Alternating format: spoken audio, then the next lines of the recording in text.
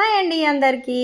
నన్నైతే మస్తు మందైతే కామెంట్ చేస్తుర్రబ్బా! ఏందంటే ఏమని కామెంట్ చేస్తలేరు అడుగుతుర్రు. "అక్క నువ్వేంది గింత మంచిగా ప్రిన్స్ కట్ బ్లౌజ్ అనేది ఇంత ఈజీ ప్రాసెస్‌లో మార్కింగ్ లేకుండా కటింగ్ చేత్తన్నావు, కుడుతన్నావు.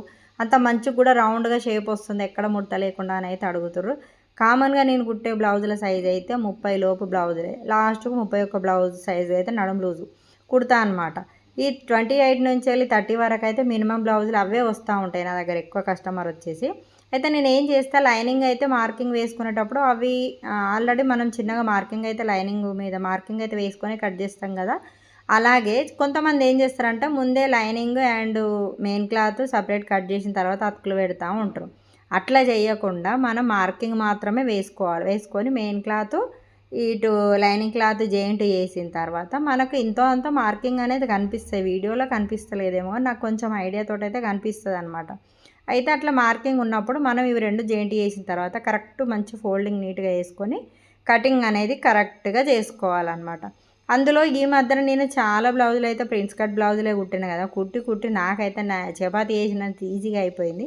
ఎందుకంటే నాకు అంటే రొట్టెలలో రొట్టె చపాతీ చాలా ఈజీగా చేస్తాననమాట. నిలబడి అలా తాలుస్తూ ఇలా కాల్చేస్తాననమాట. అందుకని నాకు కూడా ఇది అంత ఈజీ అనిపిస్తుంది. అదేవిధంగా నార్మల్‌గా నేను 30 లోపు సైజు కుడతా ఉంటా కాబట్టి చెస్ట్ హైట్ వచ్చేసి 10 అలా 9½ 10 వరకు తీసుకుంటా. కింద గ్యాప్ వచ్చేసి 3½ అలా తీసుకుంటా. ఈ ఉక్సుల పట్టీ దగ్గర టక్స్ ఉంటాయి కదా!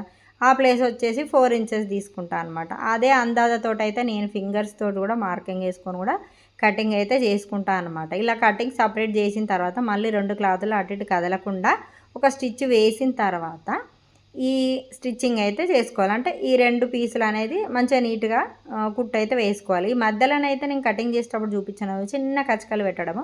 ఆ కచకలు పెట్టినప్పుడు మనకు ఈ ప్రిన్స్ కట్ బ్లౌజ్ అనేది అసలు ఎక్కడ ముడత రాదు. మంచి షేప్ నీట్ ఫినిషింగ్ అయితే వస్తదనమాట. ఒక్కసాడ ముడతొచ్చింది, కుచ్చుకొచ్చింది అనే బాధ అయితే ఉండదు.